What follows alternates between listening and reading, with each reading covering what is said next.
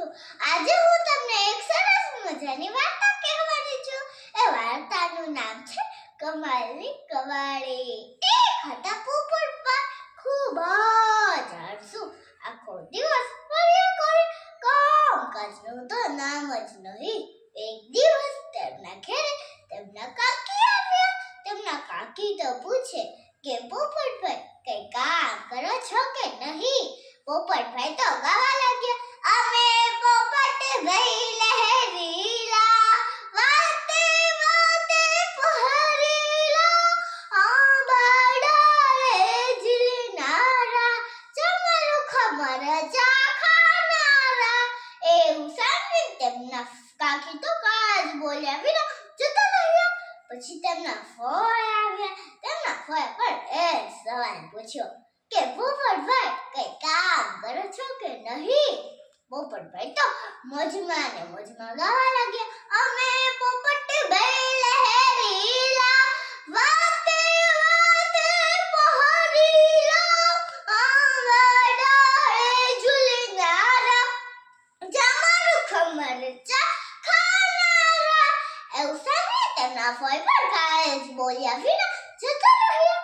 પછી તો મોટા બા આવે કે મોટી બહેન આવે, બધાને એક જ લાગે. પોપટભાઈ તેમનું મોજીલું ગીત સંભળાવતા. તેમનો આવો મોજીલો સ્વભાવ છે ને, તેમની માને તો ખૂબ જ ચિંતા થઈ. તેમના માં કહે કે બેટા તારે આમ નહીં ચાલે, કંઈક તો કામકાજ શોધવું પડશે. પોપટભાઈને તો તેમની માનું લાગી આવ્યું અને બીજા દિવસે જ કામ કરવાનું નક્કી કર્યું. બીજા દિવસે ઉડતા ઉડતા દૂર સરોવરના કાંઠે એક આંબો હતો. એની ઉપર પોપટભાઈ બેઠા. કેરીઓ ખાતા ખાતા એ જ વિચારતા હતા કે કામ કરવા તો નીકળી પડ્યો છું, પણ કામ શું શોધીશ? ત્યાં એક ગાયનો વાળ આવ્યો.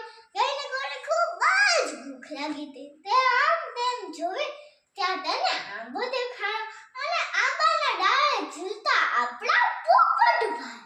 તેને એક યુક્તિ આપી. તે કહે, ઓ મોજીલા પોપટભાઈ, આમે ઝૂલતા પોપટભાઈ, આપો કેરી ભાંગે ભૂખ, ગાય લઈને પામું સુખ, ગાય લઈને પામું સુખ. એવું સાંભળી પોપટભાઈ તો ગાયના ગોવાળને કેરીઓ આપી અને ગાયના ગોવાળે ગાય આપી. પછી ભેંસનો ગોવાળ આવ્યો. ભેંસના ગોવાળે પણ ખૂબ જ ભૂખ લાગી હતી. તે આમ તેમ જોવે ત્યાં તેને પણ આંબો દેખાયો અને આંબાના ડાળે ઝૂલતા આપણા પોપટભાઈ. તેને પણ ગાયના ગોવાળ જેમ એ જ યુક્તિ આવી. તે કહે, ઓ મોજીલા પોપટભાઈ, આંબે ઝૂલતા પોપટભાઈ, આપો કેરી ભાંગે ભૂખ, ભેંસ લઈને પામું સુખ. એવું સાંભળીને પોપટભાઈ તો ભેંસના ગોવાળે પણ કેરીઓ આપી અને ભેંસના ગોવાળે એક સરસ મજાની ભેંસ આપી. પછી પોપટભાઈ ગાય અને ભેંસને લઈને ગામ તરફ જવા નીકળ્યા. ત્યાં તેમને રાજાની વણઝાર સામી મળી.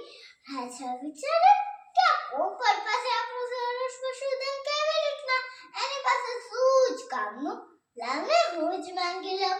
એવું કહીને રાજાએ તો પોપટભાઈને તેમની પાસે બોલાવ્યા અને કહ્યું કે પોપટભાઈ તમે મને આ બધું પશુધન આપી દો ને. પોપટભાઈ કહે, પણ રાજાજી હું તમને આ બધું પશુધન આપી દઈશ તો હું મારા માને શું જવાબ આપીશ? રાજા કહે, અરે પોપટભાઈ એમાં શું મૂંઝાવાનું, આલ્યો ને આ હીરાજડી થાળ.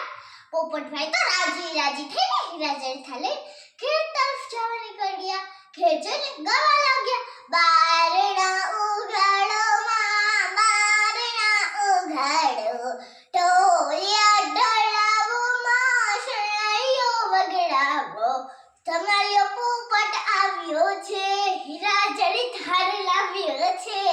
એવું સાંભળીને તેમના માએ તો દોડતા બારણા ઉઘાડ્યા અને તે હસી ખુશીથી જીવન જીવવા લાગ્યા.